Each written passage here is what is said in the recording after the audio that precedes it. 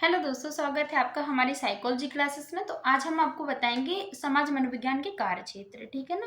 तो यहाँ पे हम आपको कार्य क्षेत्र की बात करेंगे और जो पिछला वीडियो था उसमें हमने आपको बताया था समाज मनोविज्ञान का इतिहास और समाज मनोविज्ञान का इंट्रोडक्शन दिया था। ठीक है। तो यहाँ पे जो कार्य क्षेत्र है वो क्या है कि यहाँ पे कुछ महत्वपूर्ण कार्य क्षेत्र हैं जिनके हम आपको नाम बताएंगे। ठीक है। सामाजिक परिस्थिति में किए जाने वाले व्यवहारों को सामाजिक व्यवहार कहा जाता है। ठीक है ना। समाज मनोविज्ञान ने सामाजिक व्यवहार के बहुत से पहलुओं का अध्ययन किया। ठीक है। समाज मनोविज्ञान के भिन्न भिन्न पहलू समाज मनो आपस में मिलकर समाज मनोविज्ञान के कार्य क्षेत्र का भिन्न भिन्न कार्य क्षेत्र का निर्माण करते हैं। ठीक है। तो यहाँ पे हम आपको कार्य क्षेत्र बताएंगे। जैसे जो पहला कार्य क्षेत्र है वो आपका है मनोवृत्ति। ठीक है। तो यहाँ पे मनोवृत्ति के बारे में बताएंगे। पहले तो हम आपको पॉइंट वाइज सभी पॉइंट बता देते हैं, उसके बाद जब है बाद में हम आपको उसको एक्सप्लेन करेंगे। ठीक। मनोवृत्ति सामाजिक प्रत्यक्षण, पूर्वाग्रह तथा विभेद, और नेक्स्ट जो आपका है वो है अंतर्वैयक्तिक आकर्षण। ठीक? जनमत तथा प्रचार, नेतृत्व, सामाजिक प्रभाव। ठीक है। परोपकारिता, आक्रमणशीलता, प्रतिद्वंद्विता। ठीक है। और आपका जो नेक्स्ट है था परोपकारिता, प्रतिद्वंद्विता और सहयोग। ठीक है ना। ये जो आपके पॉइंट थे वो एक ही पॉइंट में थे, जैसे कि 8वें नंबर का ये पॉइंट था इसमें थे। ठीक है ना। परोपकारिता, आक्रमणशीलता और सहयोग, प्रतिद्वंद्विता। ठीक है। तो इस तरीके से आपको कंफ्यूजन ना हो। और जो नेक्स्ट था वो मैंने आपको बता दिया, समूह प्रवाह ऐसा। ठीक है। तो ये पॉइंट अलग अलग थे। अब इसमें क्या है, अब हम आपको ये थोड़ा एक्सप्लेन करेंगे थोड़ा थोड़ा सा। ठीक है। तो फिर हम आपको बताते हैं। मनोवृत्ति, तो मनोवृत्ति आलपोर्ट के अनुसार मनोवृत्ति समाज मनोविज्ञान का कार्य क्षेत्र का एक प्रमुख अंग है। ठीक है। मनोवृत्ति में 3 तरह के तत्वों का संगठन पाया जाता है। तो वो 3 तत्व कौन कौन से हैं? एक कि संवेगात्मक तत्व, और आपका व्यवहार परक तत्व, और संज्ञानात्मक तत्व। ठीक है। ये 3 तत्व हो गए। हाँ, तो यहाँ पे हम आपको बताएंगे यहाँ पे हम आपको बताएंगे कि जो संवेगात्मक तत्व था उसको अफेक्टिव कंपोनेंट्स बोलते हैं, और जो बिहेवियर, अब आप यहाँ पे एक चीज ध्यान रखना, अफेक्टिव मतलब ए से स्टार्ट हो रहा है। ठीक है ना। और जो बिहेवियरल कंपोनेंट्स है वो आपका व्यवहार परक तत्व है। ठीक है। और जो नेक्स्ट आपका है वो है संवेगात्मक। ठीक है ना। तो जो संवेगात्मक तत्व है उसको क्या बोलते हैं? तो जो संज्ञानात्मक तत्व है उसको कॉग्निटिव कंपोनेंट बोला जाता है। ठीक है। तो इन तीनों तत्वों को मिलाकर क्या है कि इनको एबीसी बोला जाता है। एबीसी, अब यहाँ पे क्या है, एबीसी ऑफ एटीट्यूड। ठीक है ना। तो यहाँ पे इसको जो बोलते हैं ना एबीसी, एबीसी लिख सकते हैं कैपिटल में, और फिर जब आप बोलते हैं तो एबीसी ऑफ एटीट्यूड। ठीक है। तो यहाँ पे क्या है कि ये 3 जो है तत्व हैं, ये तीनों तत्वों को एक साथ मिलाकर बताया है एबीसी। ठीक है। अब मैंने आप जैसे आपको यहाँ पे बताया था अफेक्टिव ए से। ठीक है ना। और बी का जो था वो था बिहेवियरल, और आपका जो सी का था वो था कॉग्निटिव। ठीक है ना। तो यहाँ पे जो आपको 3 कंपोनेंट है, यहाँ पे क्या है, यहाँ पे 3 तत्व हैं अलग अलग। तो जैसे मैंने आपको बता दिया था कि आपका जो पहला वाला था वो आपका था संवेगात्मक तत्व, व्यवहारपरक तत्व और संज्ञानात्मक तत्व। ठीक है। अब हम आपको बताएंगे जो नेक्स्ट टॉपिक था वो कौन सा था, नेक्स्ट पॉइंट इसके कार्य क्षेत्र का। तो आपका जो दूसरा कार्य क्षेत्र है वो है आपका सामाजिक प्रत्यक्षण, जिसको बोलते हैं सोशल परसेप्शन। ठीक है। तो सोशल परसेप्शन जो है वो समाज मनोविज्ञान, आधुनिक समाज मनोवैज्ञानिकों के अनुसार इस कार्य क्षेत्र का दूसरा पहलू है। ठीक है। दूसरे व्यक्ति की दूसरे व्यक्तियों की प्रेरणा, मनोवृत्ति, इच्छाओं आदि से अवगत होकर तत्संबंधी ज्ञान प्राप्त करने की क्षमता को सामाजिक प्रत्यक्षण की संज्ञा दी जाती है। ठीक है। आपका जो नेक्स्ट पॉइंट है वो बताते हैं। जो 3rd नंबर का पॉइंट है वो है आपका पूर्वाग्रह तथा विभेद। ठीक है। तो जो पूर्वाग्रह तथा विभेद है वो आधुनिक समाज मनोवैज्ञानिकों का एक महत्वपूर्ण कार्य क्षेत्र बन गया है। ठीक है। जो कि आपका तीसरा कार्य क्षेत्र है। ठीक है। पूर्वाग्रह तथा विभेद। पूर्वाग्रह एक ऐसी मनोवृत्ति है जो किसी वस्तु या व्यक्ति के प्रतिकूल या अनुकूल विचारों पर आधारित होती है, ठीक है ना। अभी जैसे मान के चलो प्रतिकूल या अनुकूल की बात होती है, तो प्रतिकूल और अनुकूल का मतलब ये होता है कि जैसे आप मान के चलो, हम आपको एक एग्जांपल देते हैं। जैसे आपकी कोई फ्रेंड है, ठीक है ना। अगर आपने उसने आपसे कोई बात बोली, अगर आप उसके अनुकूल, अगर उसके अनुसार आप किसी काम को कर रहे हैं, उसकी बात को मान रहे हैं, तो मतलब है आप उनके अनुसार काम कर रहे हैं, तो आप उनके अनुकूल कार्य कर रहे हैं, ठीक है। अगर मान के चलो आप उन्होंने कोई बात बोली है और अगर आपको नहीं सही लगी है, ठीक है ना, या फिर उन्होंने ऐसा बोला कि जैसे उन्होंने बोला आपको, एग्जाम्पल बता रहे हैं कि अगर उन्होंने बोला है कि कल जैसे मान के चलो उन्होंने बोला कल कॉलेज चलना है, ठीक है ना, तो आप बोलोगे नहीं, हमें नहीं चलना है। तो इस तरीके से जैसे अगर उन्होंने कोई बात बोली है, आप उनके विपरीत कोई बात बोलते हो या विपरीत किसी कार्य को करते हो, तो वो प्रतिकूल होता है, ठीक है ना। तो ये चीज होती है अनुकूल और प्रतिकूल। हाँ, तो ये तो मैंने आपको पूर्वाग्रह का बता दिया। अब विभेद आता है, ठीक है। तो विभेद क्या है? विभेद में क्या होता है, व्यक्ति किसी वस्तु या किसी व्यक्ति के प्रति बैरपूर्ण ढंग से व्यवहार करता है। तो बैरपूर्ण का मतलब ये हो जाता है कि जब मान के चलो किसी व्यक्ति से झगड़ा हो जाना, उसके प्रति ऐसे होता है ना, एक तरीके से थोड़ी दुश्मनी टाइप की, इस टाइप का, ठीक है। तो आप एग्जाम्पल से समझ सकते हैं। तो इस तरीके का व्यवहार करता है, ठीक है। तो अब आपका जो नेक्स्ट पॉइंट है वो बताते हैं। आपका जो नेक्स्ट पॉइंट है वो है आपका अंतर्वैयक्तिक आकर्षण। तो अंतर्वैयक्तिक आकर्षण क्या है कि आधुनिक समाज मनोवैज्ञानिकों का एक महत्वपूर्ण कार्य क्षेत्र रहा है, ठीक है। तो यहाँ पे जो वेरोन नाम के मनोवैज्ञानिक है, उन्होंने इसको थोड़ा एक्सप्लेन किया है। उनके अनुसार बताते हैं कि क्या है, ठीक है। तो वेरोन तथा बर्न के अनुसार किसी व्यक्ति का अम, बैरोन तथा बर्न 1977 के अनुसार किसी व्यक्ति का अंतर्वैयक्तिक आकर्षण से तात्पर्य किसी दूसरे व्यक्ति को धनात्मक या ऋणात्मक ढंग से मूल्यांकन करने से होता है, ठीक है। तो धनात्मक या ऋणात्मक ढंग से मूल्यांकन करने से होता है। बैरोन तथा बर्न ने ये जो परिभाषा नहीं, इसको जो एक्सप्लेन किया है वो इस तरीके से किया है, अंतर्वैयक्तिक आकर्षण को, ठीक है, 1977 में।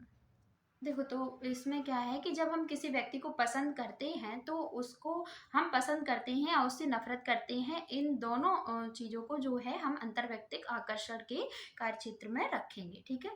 तो इसमें क्या है कि इसमें कार्यक्षेत्र में इसमें ही रखेंगे, क्योंकि इसमें क्या है, जो आकर्षण है, जो अंतर्वैयक्तिक आकर्षण है, इसमें क्या है, इसमें जो समाज मनोवैज्ञानिक हैं, उन्होंने आकर्षण पर अधिक बल डाला है, ठीक है ना।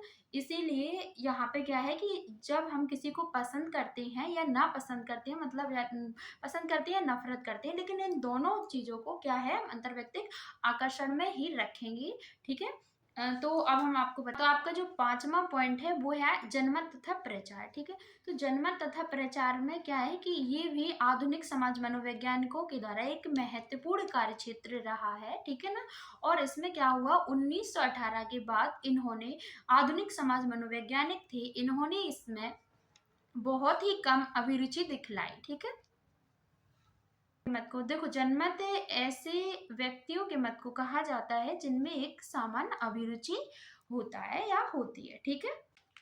आधुनिक युग में इसका महत्व इसलिए बढ़ गया है क्योंकि किसी व्यक्ति की सामाजिक या किसी भी प्रतिक्रिया और सूचनाओं के बारे में इसके द्वारा, आधुनिक युग में टेलीविजन, रेडियो, अखबार, मोबाइल कुछ खास साधन हैं जिनसे जनमत का निर्माण होता है, ठीक है।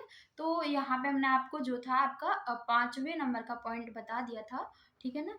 तो अब हम आपको यहाँ पे जो आपका नेक्स्ट पॉइंट है वो बताएंगे। नेक्स्ट पॉइंट है वो है आपका 6 नंबर का, आपका नेतृत्व, लीडरशिप, ठीक है। तो इसमें क्या हुआ, जो प्रारंभिक समाज मनोवैज्ञानिक थे और आधुनिक समाज मनोवैज्ञानिक थे, इन्होंने क्या किया कि इसमें नेतृत्व में काफी इस नेतृत्व वाले कार्य क्षेत्र में बहुत अधिक अभिरुचि दिखलाई थी, ठीक है।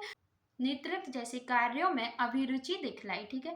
तो नेतृत्व एक ऐसी प्रक्रिया है जिसमें संगठित समूह की क्रियाओं को किसी निश्चित लक्ष्य की प्राप्ति की दिशा में उन्मुख कराया जाता है। ठीक है, जिस व्यक्ति की क्रियाओं का समूहों पर प्रभाव सबसे अधिक होता है उसे नेता माना जाता है, मतलब कि लीडर माना जाता है। ठीक है, तो अब जो नेक्स्ट पॉइंट है उसके बारे में हम आपको बताएंगे। नेक्स्ट पॉइंट है 7वें नंबर का, 7 नंबर का पॉइंट है। इसमें क्या है कि आपका जो है सामाजिक प्रभाव। ठीक है, तो जो सामाजिक प्रभाव है वो भी आपका एक महत्वपूर्ण कार्य क्षेत्र है। ठीक है ना, एक महत्वपूर्ण कार्य क्षेत्र माना जाता है। एक ऐसी प्रक्रिया है जिसमें किसी व्यक्ति के व्यवहार, मनोवृत्ति में परिवर्तन दूसरे व्यक्तियों द्वारा कुछ कहने या करने के फलस्वरूप होता है। ठीक है, तो यहाँ पे जो है हमने आपको बता दिया है। सामाजिक प्रवाह स्पष्ट या छिपा हुआ, चेतन या अचेतन, मतलब कॉन्शियस या अनकॉन्शियस। ठीक है, तथा औपचारिक या अनौपचारिक, मतलब फॉर्मल या इनफॉर्मल, कुछ भी हो सकता है। ठीक है, आधुनिक समाज मनोवैज्ञानिकों ने मूल रूप से 3 तरह के प्रभावों को महत्वपूर्ण बतलाया है। ठीक है ना, तो आपका जो 3 तरह के प्रभाव उन्होंने कौन कौन से बतलाए हैं, एक तो समरूपता, अनुपालन तथा आज्ञाकारिता। ठीक है, तो यहाँ पे क्या है, समरूपता में सामाजिक प्रभाव प्रत्यक्ष होता है। ठीक है ना, तो यहाँ पे क्या होता है कि किसी भी व्यक्ति के, देखो जब हम आपको एग्जाम्पल, किसी भी व्यक्ति के सीधा प्रभाव सामाजिक मानकों पर पड़ता है। ठीक है ना, तो यहाँ पे क्या है कि जैसे हम आपको एग्जाम्पल बताएं कि जब किसी भी व्यक्ति का व्यवहार सामाजिक मानकों द्वारा सीधा प्रभावित होता है। ठीक है, तो यहाँ पे हम आपको एक एग्जाम्पल देते हैं। यहाँ पे एग्जाम्पल ऐसे है कि जब हम किसी कॉलेज में प्रथम वर्ष प्रवेश लेते हैं, एडमिशन लेते हैं, तो हमारे जो सीनियर होते हैं, ठीक है ना, तो हमारे जो सीनियर होते हैं उनके व्यवहार का हम पर क्या प्रभाव पड़ता है। ठीक है, ये चीज होती है प्रत्यक्ष प्रभाव पड़ना। ठीक है, अब हम आपको नेक्स्ट, हाँ, तो ये आपका समरूपता हो गया था। अब आपका आया अनुपालन। तो अनुपालन में क्या होता है कि ये जो सामाजिक प्रभाव है वो तुलनात्मक रूप से अधिक प्रभावित होता है। ठीक है ना, तो इसमें क्या होता है अनुपालन में कि जो प्रत्यक्ष रूप से करता है। ठीक है, तो प्रत्यक्ष रूप से करता है और इसमें वो उम्मीद करता है कि किसी व्यक्ति का जो व्यवहार है वो दूसरे व्यक्तियों द्वारा भी खास ढंग से किया जाए। जैसे फॉर एग्जांपल हम आपको बताएं कि जब हमारे कोई दोस्त होते हैं, अगर किसी को नोट्स देनी है तो हम उनसे बोलते हैं कि आप इन्हें नोट्स दे दो और उम्मीद करते हैं कि इन्हें ये नोट्स दे देगा। ठीक है, तो ये आपका आ गया है अनुपालन का। ठीक है, अब हम आपको यहाँ पे जो इसका नेक्स्ट पॉइंट था वो वाला हाँ, तो यहाँ पे आपका ये जो नेक्स्ट था वो देखो, पहला था समरूपता, दूसरा था अनुपालन और तीसरा है आपका आज्ञाकारिता। तो आज्ञाकारिता में क्या होता है कि आपका ये जो सामाजिक प्रभाव सबसे प्रत्यक्ष एवं तीव्र होता है। इसका प्रभाव सीधे आदेश से होता है। ठीक है ना, इसका संबंध सीधे आदेश से होते। हम आपको इसमें एग्जांपल बताएं कि क्या है। जैसे जब ट्रैफिक में देखा होगा, जब ट्रैफिक पुलिस जो होती है वो क्या करती है, जब किसी व्यक्ति को ये आदेश देती है कि आपकी जो कार है उसको सही जगह पर ही लगाएं। ठीक है ना, तो ये जो एग्जाम्पल है वो आपका आज्ञाकारिता का है। ठीक है, अब आपका जो 8वां कार्य क्षेत्र है वो है परोपकारिता, प्रतिद्वंदता, सहयोग एवं आक्रमणशीलता। ठीक है, तो ये आपका 8वां कार्य क्षेत्र है। इसको अब हम आपको बताएंगे कि इसमें जो परोपकारिता है वो क्या है। परोपकारिता एक ऐसा सामाजिक व्यवहार है जिसमें व्यक्ति और बिना किसी लाभ और उपकार के किसी की मदद करता है या उसके कार्य को करता है। ठीक है ना, तो ये होती है परोपकारिता। तो कैली तथा बर्न 1976 के अनुसार परोपकारिता ऐसे व्यक्तियों में अधिक पाया जाता है जिनमें बचपन से, ठीक है ना, जिनमें जन्म से उन्हें इस बात के लिए अच्छे व्यवहार और अच्छे ढंग से लोगों के साथ व्यवहार करने के लिए प्रेरित किया जाता है। ठीक है, अब बात करते हैं आक्रमणशीलता की। तो आक्रमणशीलता को मेयर्स 1988 के अनुसार मेयर्स जो कि मनोवैज्ञानिक हैं, उन्होंने 1988 में इस बात को बताया कि जो सन 1988, ठीक है। इसलिए हम कभी भी जब मनोवैज्ञानिक का नाम लेते हैं उसके बाद जो सन लेते हैं वो उस सन में उन्होंने वो बात को बोला होता है, वो परिभाषा को दिया होता है इस तरीके से। तो मेयर्स के अनुसार जो आक्रमणशीलता है वो ये है कि किसी भी व्यक्ति की शारीरिक या किसी भी व्यक्ति को शारीरिक या शाब्दिक आघात पहुंचाने की क्रिया जो है वो है आक्रमणशीलता, ठीक है। देखो, जो बैरन और बर्न है उन्होंने 1977 में एक बात बोली है कि आक्रमणशीलता के उन्होंने 3 कारण बतलाए हैं, ठीक है। तो एक जो पहला कारण है वो क्या है कि व्यक्ति में जन्मजात हो सकता है, ठीक है। आक्रमणशील व्यक्ति जन्मजात हो सकता है, मतलब कि जन्म से हो सकता है, ठीक है ना। कुछ बच्चे होते हैं वो जैसे बोलते हैं कि नहीं बचपन से इसको बहुत गुस्सा आता है, मतलब उनकी वो जन्मजात प्रवृत्ति है, ठीक है। और कुछ बच्चे होते हैं पर्यावरण, तो पर्यावरणीय उनमें क्या होता है कि जो जिस माहौल में रह रहे होते हैं वहाँ पे अगर मान के चलो कि वहाँ पे बहुत बेकार सा माहौल है, बहुत गुस्से वाला है, तो वहाँ पे वो उस व्यक्ति को वो जो व्यवहार है उसका उसमें जो है आक्रमणशील व्यवहार का वो हो जाएगा, ठीक है। तो ये चीज होती है पर्यावरणीय। अब जो तीसरी वाली बात आती है, वो तीसरी वाली बात ये हो जाती है कि जो तीसरा कारण है वो ये है कि जैसे व्यक्ति कभी कभी क्या होता है कि वैसे वो अच्छा है, वो ऐसे नहीं गुस्सा करता है, लेकिन मान के चलो अगर वो किसी ग्रुप में बैठा हुआ है, ठीक है, अगर कभी किसी ने उसके विरोध या उसके प्रति या कुछ ऐसी बात बोली जिसको सुन के उसको बहुत अधिक जो है गुस्सा आ जाता है, ठीक है। तो आक्रमणशीलता का ये तीसरा कारण ये होता है कि कभी कभी ऐसे भी व्यक्ति को बहुत अधिक गुस्सा आ जाता है। आक्रमणशीलता का तीसरा कारण ये होता है। तो जो पहला था जन्मजात होता है, दूसरा पर्यावरणीय, और तीसरा ये है अगर किसी ग्रुप या कभी किसी व्यक्ति के द्वारा उसको कुछ ऐसा बोल दिया जाए कि वो है बहुत अधिक आक्रमणशील व्यक्ति हो जाता है, ठीक है ना। अब बात करते हैं सहयोग की, तो ठीक है ना। तो सहयोग क्या होता है? सहयोग एक ऐसा सामाजिक व्यवहार है जिसमें दो या दो से अधिक व्यक्ति एक दूसरे के साथ मिलकर कार्य करते हैं, ठीक है ना। तो जो कि बहुत अच्छा भी माना जाता है और जिसका प्रतिफल होता है, ठीक है। तो यहाँ पे क्या है कि मिलके कार्य करना अच्छा तो माना ही जाता है ना। तो यहाँ पे अब नेक्स्ट जो पॉइंट जो इसी का था आपका 8वें कार्य क्षेत्र का, वो था प्रतिद्वंदता। तो प्रतिद्वंदता के बारे में अभी हम आपको बता प्रतिद्वंदता। तो प्रतिद्वंदता एक ऐसा सामाजिक व्यवहार है जिसमें प्रत्येक व्यक्ति प्रायः दूसरे व्यक्ति की कीमत पर अपना निष्पादन, जिसको परफॉर्मेंस बोलते हैं, अपना परफॉर्मेंस अधिक आगे से आगे बढ़ाना चाहता है कि दूसरे व्यक्ति की राह में जैसे वो अपना प्रतिद्वंदी समझता है उसकी राह में रोड़े अटकाकर आगे बढ़ता है। रोड़े अटकाने का मतलब ये है कि उसके बीच में कोई ऐसी बाधा उत्पन्न कर दे, कोई ऐसी प्रॉब्लम कर दे कि जिससे उसे लगता है कि मान उसको लगता है कि ये जो व्यक्ति है इसकी वजह से हम आगे नहीं बढ़ पा रहे हैं, ठीक है। तो वो क्या करता है कि उस व्यक्ति जो व्यक्ति अपना कार्य कर रहा है वो आगे बढ़ रहा है, उसको नहीं अच्छा लगता उसको आगे बढ़ते देख दूसरे व्यक्ति को, ठीक है।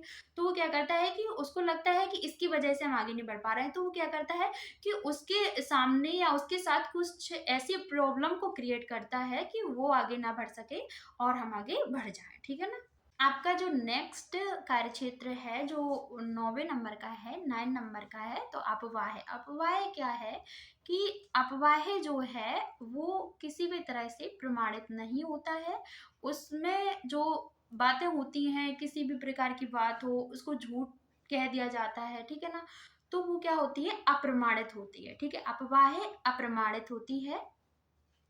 अपवाह आप देखो, अपवाह जो है, अपवाह किसी व्यक्ति या किसी व्यक्ति के बारे में एक ऐसी कहानी होती है, एक ऐसी अप्रमाणित कहानी होती है।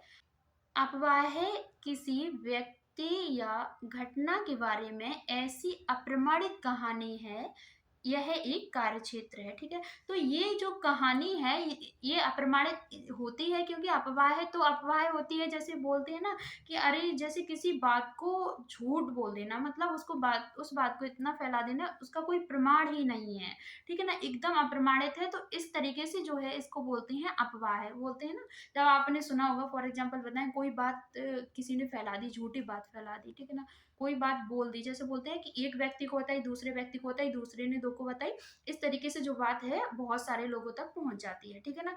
तो जैसे बोलते हैं कि कोई झूठी बात को फैलाना, ठीक है, जो बात है ही नहीं उस बात को कह देना, ठीक है। तो इस तरीके से जो है उस बात को कह देना, तो मतलब होता है अफवाह है, ठीक है। तो ये इस चीज को बोलते हैं अफवाह है। तो यहाँ पे क्या है कि कोई प्रमाण नहीं होता, वो अप्रमाणित होती है। यह एक ऐसा कार्य क्षेत्र है जिसमें आधुनिक मनोवैज्ञानिकों की रुचि प्रारंभिक मनोवैज्ञानिकों की रुचि से कम है, ठीक है। तो इसमें इस कार्य क्षेत्र में क्या है कि आधुनिक मनोवैज्ञानिकों की जो रुचि है वो प्रारंभिक मनोवैज्ञानिकों की रुचि से कम है, ठीक है। आपका जो लास्ट पॉइंट है, 10वां पॉइंट है, वो है आपका समूह प्रवाह। तो जो समूह प्रवाह है उस पर क्या है कि जो आधुनिक समाज मनोवैज्ञानिक हैं, उन्होंने इसमें बहुत सक्रिय रहे हैं, इस कार्य क्षेत्र में वो बहुत सक्रिय रहे हैं। और इसमें क्या है कि इन्होंने इस कार्य क्षेत्र में व्यक्तियों के जो समूह होते हैं, आपका नेक्स्ट पॉइंट है वो है समूह प्रवाह है। समूह प्रवाह, तो आधुनिक समाज मनोवैज्ञानिक समूह प्रवाहों के क्षेत्र में अधिक सक्रिय हैं, ठीक है। तो इसमें क्या है कि ये जो समूह प्रवाह है उसमें क्या है कि ग्रुप पर जो प्रभाव पड़ रहा है उसके लिए जो आधुनिक समाज मनोवैज्ञानिक थे, उन्होंने क्या किया कि उसमें वो काफी सक्रिय रहे हैं, उन चीजों पर उन्होंने ध्यान दिया है, ठीक है। समूह प्रवाहों का तात्पर्य भिन्न भिन्न व्यक्तियों से या भिन्न भिन्न समूहों से व्यक्तियों पर पड़ने वाले प्रभाव से होता है, ठीक है ना। तो समूह प्रभाव का तात्पर्य भिन्न भिन्न समूहों से व्यक्तियों पर पड़ने वाले प्रभाव से होता है। इन लोगों ने इस तरह के समूह प्रभाव को 7 भागों में बांटकर अध्ययन करने की कोशिश की है, ठीक है। सामाजिक सरलीकरण, दूसरा है भीड़-भाड़। पहला सामाजिक सरलीकरण, दूसरा है भीड़-भाड़, और तीसरा जो आपका है वो है सामाजिक स्वचारिता, ठीक है। नेक्स्ट है वो है अवेस्टियन, नेक्स्ट है समूह दुर्बल, और नेक्स्ट है अल्पसंख्यक। तो अल्पसंख्यक प्रभाव और समूह चिंतन, ठीक है। तो ये आपके जो 7 थे वो बता दिए, ठीक है। तो इनका अध्ययन करने की कोशिश की थी। इनमें से प्रत्येक क्षेत्र में समाज मनोवैज्ञानिकों द्वारा अनेक प्रयोग किए जा रहे हैं, ठीक है। और उसके आधार पर वे लोग समूह प्रभाव के महत्वपूर्ण सामान्यीकरण भी कर रहे हैं, ठीक है ना। तो इस वीडियो में हमने आपको जो समाज मनोविज्ञान है उसके कार्य क्षेत्र के बारे में बताया। पहले तो हमने आपको पॉइंट वाइज जो समाज मनोविज्ञान के कार्य क्षेत्र है वो बताए, और फिर उनको आपको क्या है इस वीडियो में मैंने आपको समाज मनोविज्ञान के कार्य क्षेत्र बतलाए हैं, ठीक है। तो पहले हमने आपको पॉइंट वाइज बतलाए हैं, उसके बाद फिर हमने आपको थोड़ा थोड़ा एक्सप्लेन करके बतलाया है, ठीक है। Thank you so much. I hope आप सभी को समझ में आ गया होगा। तब तक के लिए वीडियो को लाइक करें एंड चैनल को सब्सक्राइब करें, वीडियो को शेयर करना बिल्कुल ना भूलें। मिलती है नेक्स्ट वीडियो में नेक्स्ट टॉपिक के साथ। Thank you so much.